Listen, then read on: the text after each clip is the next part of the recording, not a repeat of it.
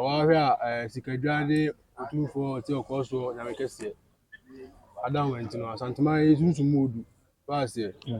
Sika ukọ akunya no kra e ma hu se Asanteman is mood tino se bi fa media Asante afasu Asante hu so no eye box adwuma na tumi wo fro pass here e ra read no Asante hu so me ho a wa ujo me hu mpo unu obia you are no one. Abusa for mama akwaba emfa bran panisem dwumadi so ewo Poku TV. Dey bia da me catch you say ade efa Asanteman santikasa efa nkunimdi empeja ho ana me de ba besom wo Poku TV. So me din ni Kofi Afriye se ne so be subscribe be like no comment no wa share. Ene me de komo ketewa bi na ebro a emu hwampa na ye abante bi o ha ono ne de na hosuo no eye obi a oye akuturubo boxing Mika wo hu ba bia meka free but dodo na anim say boxing dia ka mpanisem de ye fa ma edwumadi so na o ade ba ko bi won ho a wode aka ne ho a enam so ma nne wo be pia Asanteman mu ha yi de ebebo apini no na ye di ho komo nya ne say o say uba man chef kisi ma o te kokko so opim so yewura tumfo say cho bi o uboni dia no ma ho so tumfo say cho bi nya mekese no no ninti ene nne ye ne na tena se na wode yewura din abata na kutubo ho a ene ebebo awem ye di ho komo kakra straight away ma me nko isa se bia no ense de ma fa bebre ense na me ko ni tentem fa che me pese ye wie ni tem se be a ono so betimi enya kwan na okọ enkra pumpuriment ma ko to ni dwumadi so Stanley akwaba We just unya ya no peja mi nka kan se bia tie ndi enye studio nti ubi nka kama me bebo ampa mi se wa bre me pese mi hu udin akasa mi de mi ni mudin de betima hwefo nti bua me udin akasa sha da kam ye de. Okay, media angasa de stand yantachi. Baba kan comment yantachi. Kwabran yantachi. Akosomo no no. What I say. Kwabra me hwe yemfa fiedi no say so ba fikesem de fiedi na ne de be ye adwuma. Wo hye wa kutubo na se da be na edi ntina ama abrante te se wo akutubo na wo so de be ye adwuma. Me say kutubo as na me 17 years. Mr. T kuma say ya oba sports stadium. Yeah, na on say na me ambition ya akra nya na me dai say me boxing. Because me do title ma Asanteman lenga pass. Me say me boxing. Okay, ika kameti aka fa ho. Sali me hwe obi busa say ase uba e utim obi e kankran kasa obi e kankran kasa ana wo so wo katwi ufi hian kasa nti pa ne. Okay, mbapa adumani aduma itire ha ye ana ma me so free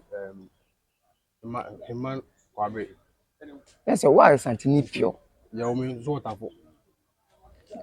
Ene na be bua yankomo ni pa. Sali, me hwe sunsun be pa na wa Asanteman mu a wo de wo chusi se wo de Asanteman ahosuo na de bia de begu kom de akọ akutubo nim. De ne wa Asanteman mu. Asanteman de on say eni kwa say ka cho say sunsun se ne wa Asanteman. Ka wa hwe a sikadwane Otumfuo ti okoso nyamekese Adam went no Asanteman is sunsun modu pass here Sika ukọ akunya no kra e ma hu se Asanteman is sunsun modu tino se bi fa media Asante afasu Asante hu so no eye box adwuma na tumi wo fro pass here e ra read no Asante hu so me ho a wa ujo me hu mpo unu obia you are no one. Ade ehye nkran bi anase e de na de brewa e ma wutimi eyusu Asante hu so nsa. Mi sunsun. Eye usunsun. Sunsun no. Ese o chema se sikadwa bo ho ban na utimi de akontofa. Sure. Me hwe de bia okugina boxing ni ma matise okeke kan se oti Asante kasa eti samrane oti otikokko so din a eboa ama wutimi akuye pa wo sha boxing ase efibra wa sha ase a ba bedru enei edin Asante eni sunsum Asante ede be na de abro wo boxing O abre me my brain no amedi ka say emi sunsun ama okudro and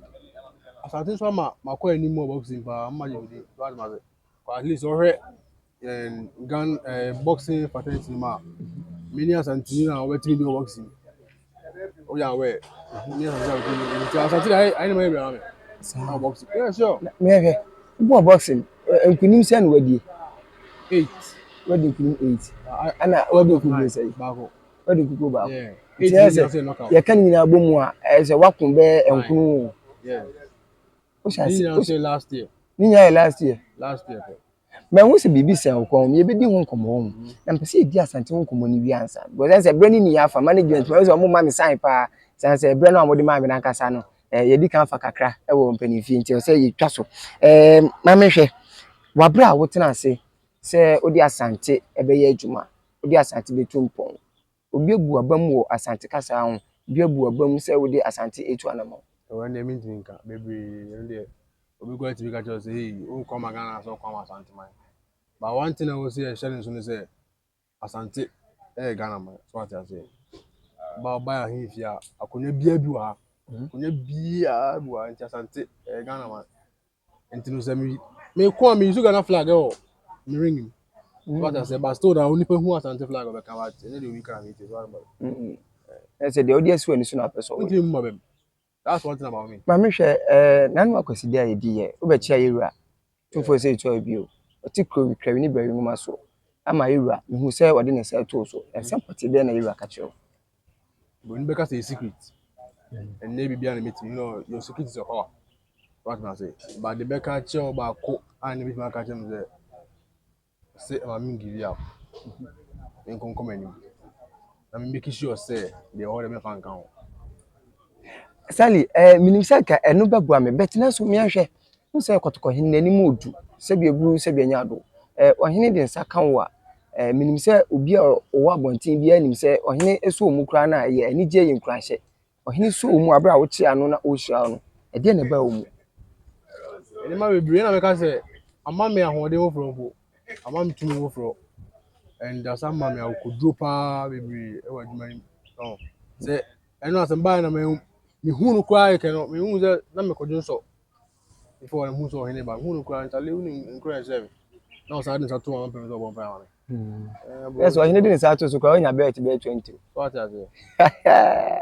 Stanley ye komo na de pa ho o say ke pebre ni ye tena se ni edi nkomo ni nyina ho na me hu se management still etieti amena so me pese me gibre ni bebre sesei de ne ye hwe ni mu se kwabra nyantachi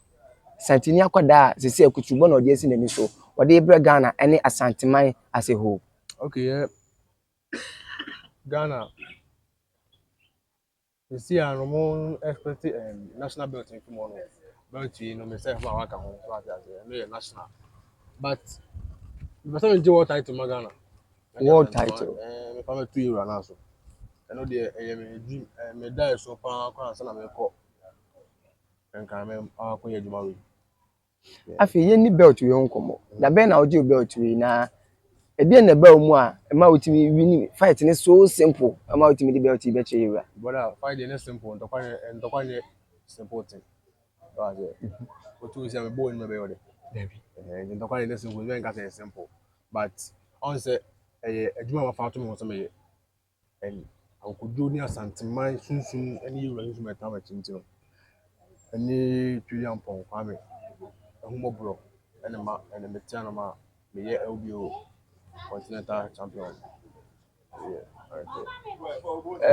ma me hwe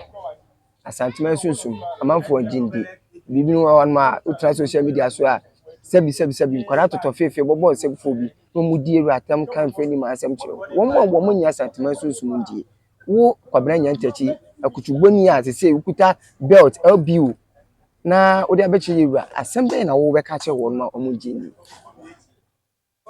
obi edieru atema me kan say onim de oye so what I say onim de oye guna umbu ade enipa a odi ne say sinebo kasa no sa nkofo no enda okwa eru onda okwa oyi na me wasase we Otumfuo say to obi oyi nyame e wasase we nti no for okasa ne say sinebo o che say wo ye ohene a asa wo sa se say hanum nya ye odi an ha de se ntu afu akuna be woro pa boy si a who are you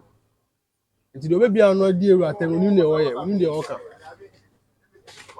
kwabra akonya ade ama mi mani ade pa me se me ja ma akọ nanso nkomo ne ya me dan se ma makutie no mitimi nya ma anko kwabra sesei emrante ne mabunu a yewura kan se omunya nubone nom ene nsanom wo ya brante a wasi so fofo wo fefe nyame adom de wokọ unuanom aka echi yenye den menkoi Me ko e me da so me ko mo pa me nuanom wa say enu akra e ba say ba bi cha ewura no me nuanom bi a at least omo so say dey wo kan omo sa ba bo nim bi omo ba e de omo sunsun beta mechi so what I say man ye fe but the make catch omo say as a boy and I say as a small boy no I was say calculate life who said they obesi amanage ho so what I say ni bi na so ye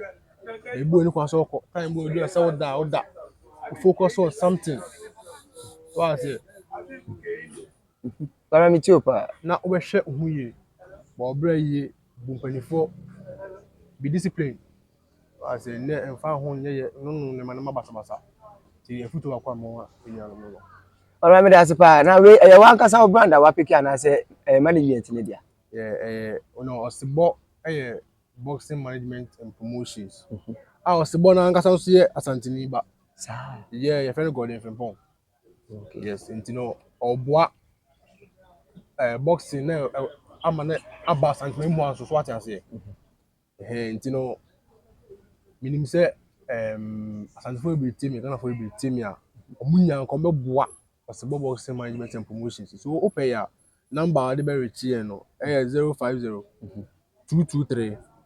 6768. Aha ne hia me ye pa kwabra nya abote. Sisun kakra. San se adwuma wo ye edin pa ye nyina enim se mua bi amfi ba bi anhye da mba.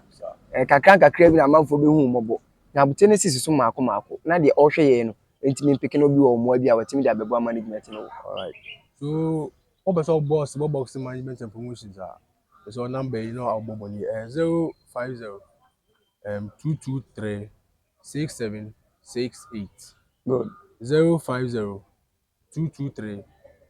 6768. That was me. Ebuafo eno na desk screen so nti so pese obua eye kwabena nyantachi Stanley nyantachi a numbers no peke a ana se ofe Poku TV a bebi akwabena obi a me name no ese na me ka me di ni nyina che me di e de nyantachi akosumo kofi afriye nti minyan ne se mani ajepa nti frɛ no ebesi yeso so a ye ne nsa beka na bibia etimi aye kama ye kɔ na kai ne se ne so be subscribe be like no comment no share Facebook Poku TV, YouTube Poku TV, TikTok, Instagram, I am Kofi Poku and Poku TV. And also follow ya ye bedi dwuma kama and na bibia so etimi aye kama. Hye no so sem pani sem dwumadi ana mede ebrɛ o menhia fikesiem headquarters edema Asante Kasa Makrao.